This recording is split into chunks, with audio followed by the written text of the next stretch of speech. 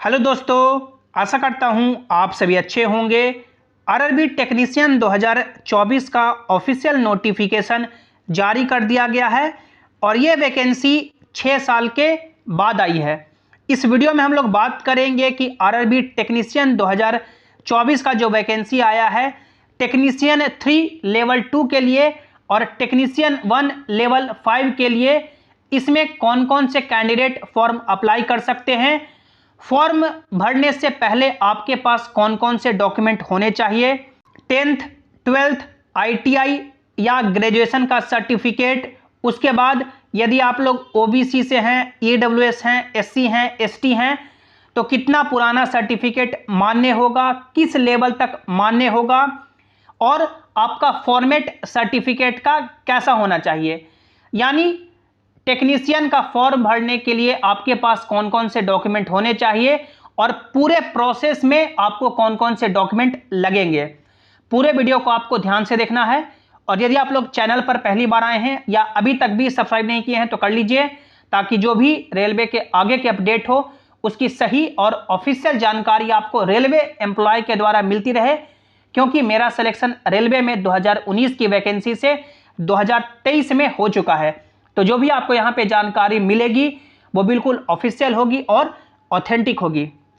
आप लोग यहाँ पे देख सकते हैं, ये official notification government of India ministry of railway की ओर से जारी किया गया है, जिसमें 2024 में 2 तरह की वैकेंसी है। पहली टेक्नीशियन 3 जो लेवल 2 की है और दूसरी टेक्नीशियन 1 जो लेवल 5 की है। दोनों वैकेंसी के लिए आप लोग अलग अलग सेपरेट आपको फॉर्म भरना होगा। 9 मार्च 2024 से आप लोग फॉर्म डाल सकते हैं और लास्ट डेट है जो 8 अप्रैल 2024 रखा गया है। मॉडिफिकेशन और करेक्शन के लिए जो डेट दिया गया है वो 9 अप्रैल 2024 से लेकर के 18 अप्रैल 2024 तक, जिसमें देख सकते हैं टेक्नीशियन 1 जो लेवल 5 की वैकेंसी है, जिसका बेसिक पे 29,200 है, जिसका मेडिकल स्टैंडर्ड B1 मांगा गया है। उम्र की सीमा 18 से 36 साल। टोटल वैकेंसी है जो 1092 वैकेंसी यहाँ पे बताया गया है। टेक्नीशियन 3 जो लेवल 2 की वैकेंसी है, बेसिक पे 19,900 है, जिसमें अलग अलग मेडिकल स्टैंडर्ड मांगा गया है। इसका जो एज का क्राइटेरिया है वो 18 से 33 साल और इसमें टोटल वैकेंसी 8,052 है, यानी 8,052 है। टोटल वैकेंसी कंबाइंड करके 9,144 हो जाता है। तो ये वैकेंसी का क्राइटेरिया है कि कितना किस में वैकेंसी है, उम्र की सीमा क्या है। हम लोग आगे बात करेंगे एजुकेशनल क्वालिफिकेशन के रिगार्डिंग और आपका OBC, EWS, SC, ST certificate के रिगार्डिंग। इसके बाद हम लोग आगे बढ़े तो फॉर्म भरने के लिए आपके पास मुख्यतः ये इंपॉर्टेंट डॉक्यूमेंट एजुकेशनल क्वालिफिकेशन के लिए चाहिए। यानी जब आप लोग फॉर्म भरने जाएंगे या फॉर्म भरेंगे तो आपके पास 10th का सर्टिफिकेट होना चाहिए। उसके बाद आईटीआई का सर्टिफिकेट होना चाहिए। यदि आप लोग टेक्नीशियन 3 का फॉर्म भरेंगे, यानी टेक 3 का फॉर्म भरेंगे तो आईटीआई का सर्टिफिकेट होना चाहिए। उसके बाद यदि आप लोग टेक्नीशियन 3 का फॉर्म भरेंगे सिग्नल में तो आपके पास 12th का यानी कि मार्कशीट होना चाहिए, 12th का सर्टिफिकेट होना चाहिए, जिसमें आपका फिजिक्स और मैथ्स सब्जेक्ट यानी कि फिजिक्स और मैथ आपका सब्जेक्ट होना चाहिए। उसके बाद यदि आप लोग टेक्नीशियन 1 का फॉर्म भरेंगे तो आपके पास जो एजुकेशनल क्वालिफिकेशन जिसमें ग्रेजुएशन में आपका यानी कि फिजिक्स होना चाहिए। उसके बाद यदि आप लोगों ने इलेक्ट्रॉनिक्स से किया है, कंप्यूटर साइंस से किया है तो आप लोग फॉर्म अप्लाई कर सकते हैं। तो ये आपका इंपॉर्टेंट डॉक्यूमेंट है कि 10th के आपके पास सर्टिफिकेट होना चाहिए। टेक 3 का फॉर्म भरेंगे तो आईटीआई का होना चाहिए। टेक 3 का भरेंगे सिग्नल में तो आपके पास फिजिक्स और मैथ्स एज ए सब्जेक्ट होना चाहिए। और सिग्नल जो आपका ग्रेड 1 का वैकेंसी है तो उसमें यानी ग्रेजुएशन में आपका फिजिक्स या आपका इलेक्ट्रॉनिक्स, कंप्यूटर साइंस ये सभी सब्जेक्ट होने चाहिए। उसके बाद हम लोग बात करें, ये जो कम्युनिटी सर्टिफिकेट है सबसे लोचा यानी काफ़ी कन्फ्यूज़न कैंडिडेट के मन में यही पे होता है। यानी जो ओबीसी के कैंडिडेट हैं, ईडब्ल्यूएस के कैंडिडेट हैं या एससी एसटी के कैंडिडेट हैं, काफ़ी ज़्यादा उनको फॉर्म भरने में दिक्कत होती है कि कितना पुराना सर्टिफिकेट चलेगा, किस लेवल तक का बना होना चाहिए, सेंट्रल का चाहिए या स्टेट का चाहिए। तो जो सबसे पहला डॉट है कि सेंट्रल का चाहिए या स्टेट का चाहिए, तो आप खुद से सवाल पूछिए रेलवे कैसा जॉब है, सेंट्रल का है या स्टेट का। सीधा जवाब है रेलवे सेंट्रल गवर्नमेंट की जॉब है तो सर्टिफिकेट भी आपका सेंट्रल लेवल का होना चाहिए। यदि आप लोगों ने स्टेट लेवल का बना रखा है तो यह मान्य नहीं होगा, सेंट्रल लेवल का सर्टिफिकेट होना चाहिए। दूसरा सवाल कि किस लेवल तक बना होना चाहिए, क्या सीओ लेवल तक मान्य होगा, एसडीओ लेवल तक मान्य होगा या डीएम लेवल तक मान्य होगा। तो सेंट्रल गवर्नमेंट के जितने भी जॉब होते हैं उसमें सीओ लेवल तक मान्य नहीं होता है, मिनिमम आपके पास एसडीओ लेवल तक बना होना चाहिए। यदि डीएम लेवल तक बना हुआ है तो बहुत ही बढ़िया है, लेकिन मिनिमम एसडीओ तक होना चाहिए। तीसरा सबसे इंपॉर्टेंट डॉट कि कितना पुराना होना चाहिए, 1 साल 2 साल 3 साल, कितना पुराना हमारे पास सर्टिफिकेट है तो चलेगा। तो इसके लिए आप लोग नोटिफिकेशन खुद देख सकते हैं, जिसमें आप लोग यहाँ पे देख सकते हैं ये जो ऑफिशियल नोटिफिकेशन जारी किया गया है टेक्नीशियन के लिए, आप लोग यहाँ पे पढ़ सकते हैं क्या बताया गया है।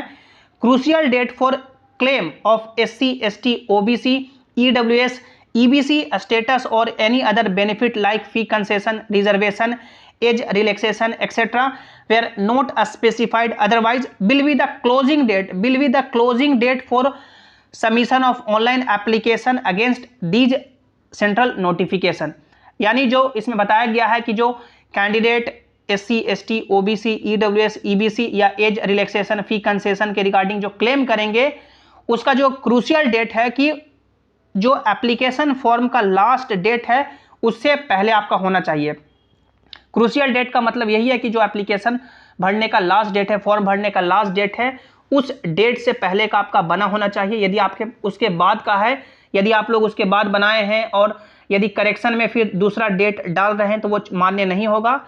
जो एप्लीकेशन फॉर्म भरने का डेट है उससे पहले बना होना चाहिए और फाइनेंशियल ईयर का बना होना चाहिए। यानी फाइनेंशियल ईयर है जो किसी भी साल का 1 अप्रैल से शुरू होता है और लास्ट है जो 31 मार्च तक चलता है। जैसे 2024 की फाइनेंशियल 2024-25 की बात करेंगे तो 1 अप्रैल 2024 को शुरू होगा और 31 मार्च 2025 को यानी कि खत्म होगा। तो आपका वैकेंसी यानी कि अभी मार्च महीने में आया है तो इसमें जो फाइनेंशियल ईयर काउंट होगा वो आपका यानी कि मान सकते हैं 2023-24 का ही फाइनेंशियल ईयर काउंट होगा, क्योंकि 2023 1 अप्रैल से यानी उनका शुरू होगा फाइनेंशियल ईयर और 2024 31 मार्च तक चलेगा।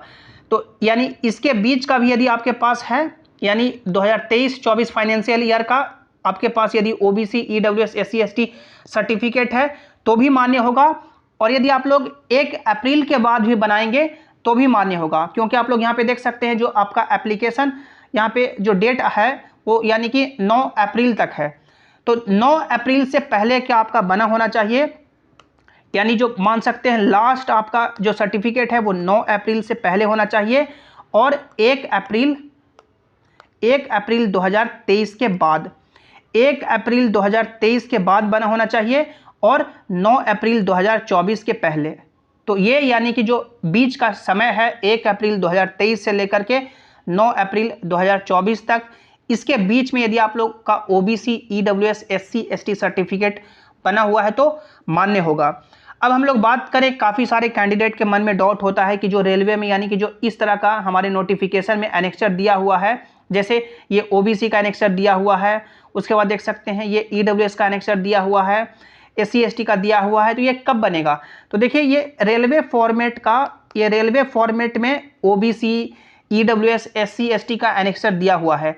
ये आपको जब डॉक्यूमेंट वेरिफिकेशन के लिए बुलाया जाएगा तब जरूरी होगा, अभी नहीं चाहिए। अभी आपके पास जो आपका यानी राज्य सेंट्रल फॉर्मेट में बना के देता है certificate OBC EWS SC ST, वही आपको यहाँ पे देना होगा। तो ये इंपॉर्टेंट डॉक्यूमेंट है, आपके पास ये सभी डॉक्यूमेंट होने चाहिए फॉर्म भरने से पहले। यदि नहीं है तो आप लोग रेडी कर लें। जो भी मन में डाउट है आप लोग नीचे कमेंट में जरूर पूछिएगा, वीडियो को लाइक कीजिएगा, अपने दोस्तों के साथ शेयर कीजिएगा और सभी इंपॉर्टेंट अपडेट के लिए आप लोग टेलीग्राम जेसिंग क्लासेस से भी ज्वाइन हो जाएं, ताकि जो भी अपडेट हो, जो भी नोटिस हो, यहाँ पर आपको मिल सके। लिंक आपको नीचे डिस्क्रिप्शन में दे दिया गया है, या आप लोग टेलीग्राम पे जेसिंग क्लासेस सर्च करके भी जुड़ सकते हैं। मिलते हैं अगली वीडियो में। Thanks for watching, have an awesome day.